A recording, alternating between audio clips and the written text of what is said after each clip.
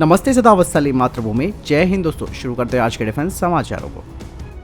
बढ़ते पहले अपडेट की तरफ, जो कि भारत के डिफेंस एक्सपोर्ट को लेकर आ रही है। दरअसल दोस्तों कुछ नए आंकड़े सामने आए हैं जिसमें ये कहा जा रहा है कि इंडिया का डिफेंस एक्सपोर्ट करीबन 13,000 करोड़ रुपए यानी कि 1.5 बिलियन डॉलर पार कर गया है, जिससे कि पता चलता है कि भारत स्वदेशी रक्षा उपकरणों के उत्पादन में काफी तेजी से आगे बढ़ रहा है। और हाल ही में रक्षा राज्य मंत्री ने इस बारे में जवाब भी दिया था। उन्होंने कहा कि भारत सरकार आत्मनिर्भरता को प्राप्त करने के लिए अलग अलग डिफेंस आइटम्स को स्वदेशी बनाने पर प्राथमिकता दे रही है।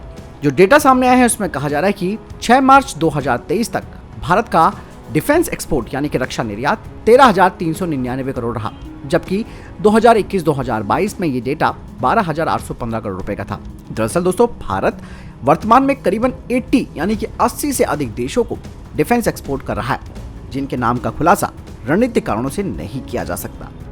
बढ़ते हैं नेक्स्ट अपडेट की तरफ, जो कि अमेरिका और भारत को लेकर आ रही है। दोस्तों अमेरिकी एयरफोर्स के सेक्रेटरी ने कहा कि भारत और America air information sharing agreement पर बातचीत कर रहे हैं और इसे जल्द ही फाइनल कर लिया जाएगा।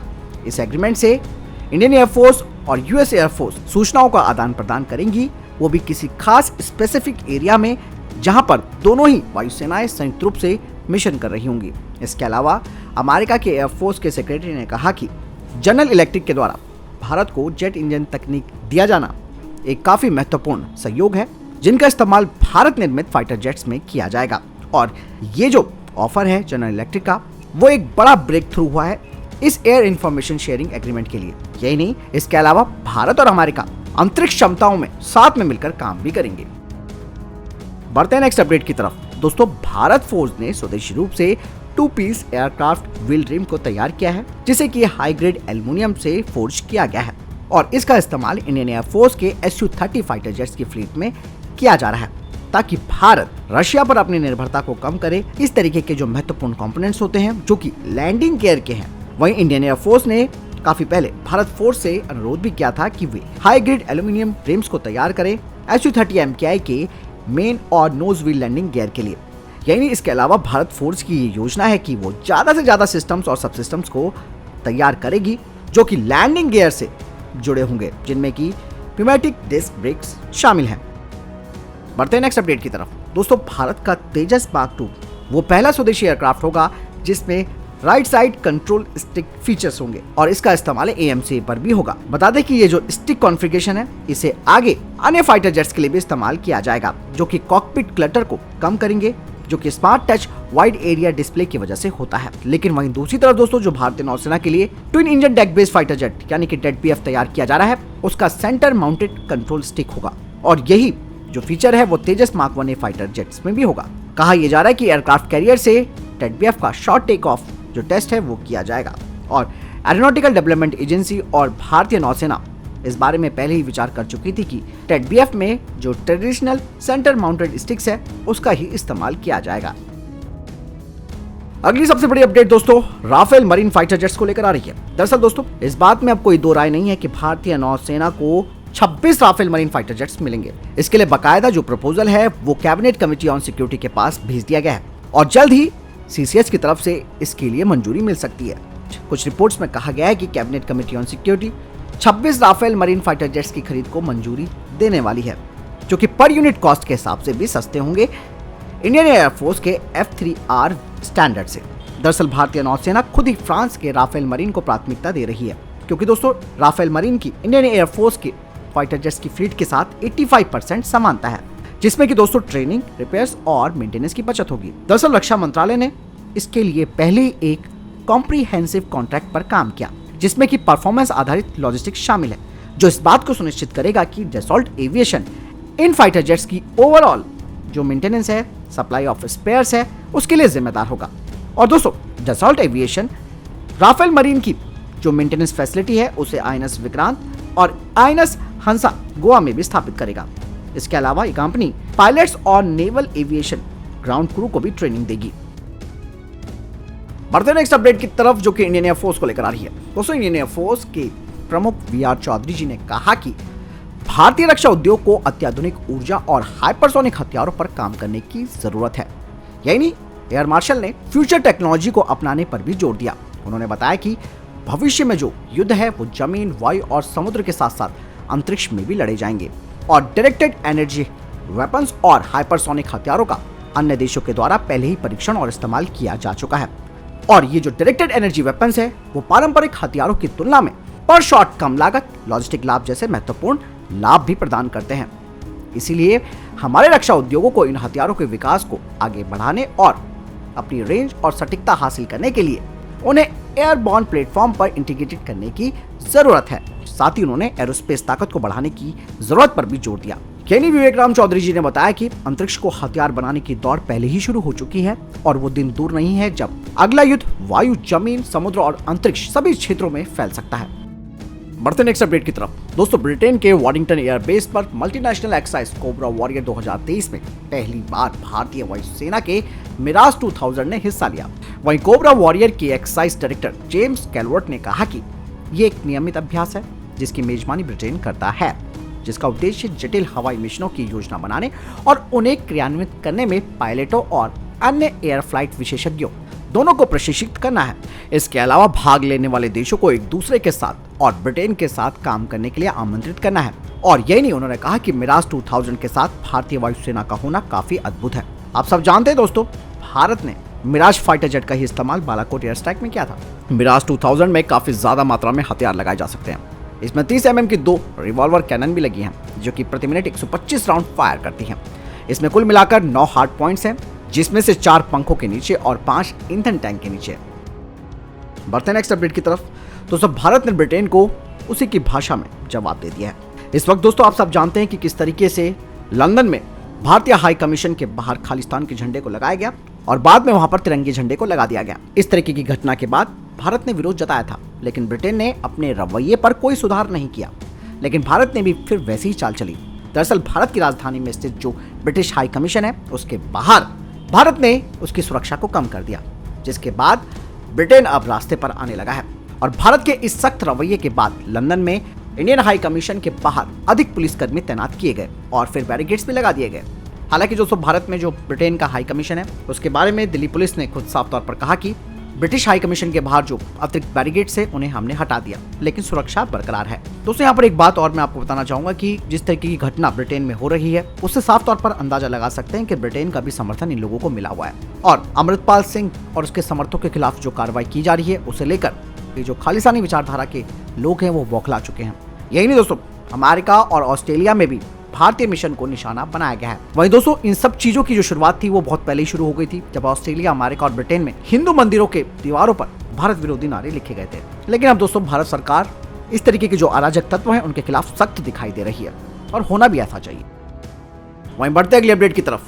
दोस्तों भारत ने SCO की मीटिंग से पाकिस्तान को बाहर का रास्ता दिखा दिया। भारत ने पाकिस्तान को साफ तौर पर कहा कि अगर वो भारत का जो नक्शा है उसे सही तरीके से नहीं दिखा सकता तो उसे इस SCO की मीटिंग में शामिल होने का कोई अधिकार नहीं है। क्योंकि दोस्तों इन पाकिस्तानियों ने भारत के नक्शे में जम्मू कश्मीर को गलत ढंग से प्रस्तुत किया था और भारत ने इस पर कड़ा रुख दिखाया और कहा कि पहले पाकिस्तान इस नक्शे को सुधारे और फिर बैठक से भी दूर रहे। इसके बाद पाकिस्तान ने इस बैठक में हिस्सा नहीं लिया। आप सब जानते हैं कि इस वक्त भारत SCO का अध्यक्ष है और कई कार्यक्रमों की मेजबानी कर रहा है। वहीं पाकिस्तान ने भी दोस्तों यहाँ पर दावा किया कि भारत ने अपने अधिकारों का इस्तेमाल करते हुए उसे बाहर किया और इसी वजह से पाकिस्तान की टीम इस बैठक में शामिल नहीं हो पाई।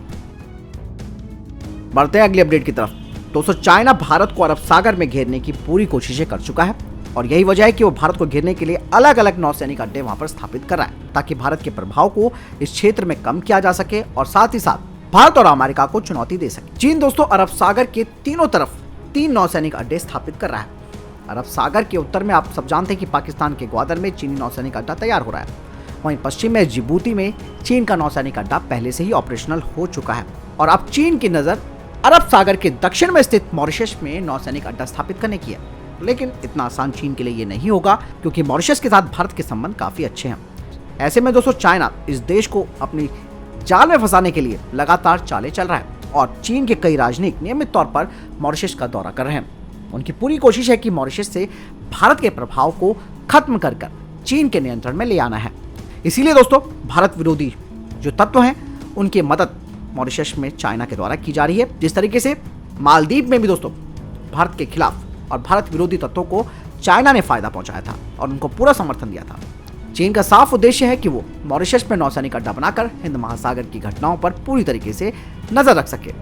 दोस्तों ये भारत के लिए एक बहुत बड़ा खतरा आने वाले समय में हो सकता है, और अगर चाइना अपनी इस चाल पे सफल हो जाता है तो वो पूरे अरब सागर को नियंत्रित करने की स्थिति में पहुंच जाएगा, क्योंकि दोस्तों अरब सागर भारत की पश्चिमी सीमा से लगा हुआ है। ऐसे में चाइना की पूरी कोशिश है कि वो अपने दोस्त पाकिस्तान के साथ मिलकर इस समुद्री रास्ते पर नियंत्रण हासिल कर ले। और पाकिस्तान और चाइना, आप सबने देखा भी होगा कि अरब सागर में लगातार युद्धाभ्यास भी करते हैं, और इन नौसैनिक अड्डों के बन जाने के बाद भारत की पश्चिमी और दक्षिणी सीमा पर जो नौसैनिक अड्डे हैं वो चाइना की नजर में रहेंगे। और अभी तक दोस्तों अरब सागर पर भारत का प्रभुत्व माना जाता है, क्योंकि अरब सागर के किनारे जितने भी देश हैं उन सब से ज्यादा ताकतवर भारतीय नौसेना है। बढ़ते हैं नेक्स्ट अपडेट की तरफ। दोस्तों रशिया और चाइना अब एक दूसरे के काफी पास आ चुके हैं, और यही वजह है कि नाटो के खिलाफ अब एक नया गठबंधन बनने को तैयार है। इसका साफ तौर पर मकसद है कि ये दोनों देश यानी कि चीन और रूस अमेरिका के प्रभुत्व को चुनौती देंगे। और इस नए गठबंधन का ऐलान दोस्तों चीन के राष्ट्रपति और रूसी राष्ट्रपति व्लादिमीर पुतिन की मुलाकात के दौरान किया गया है, और दोनों ही देशों ने एक नए युग की शुरुआत करने का फैसला भी किया है।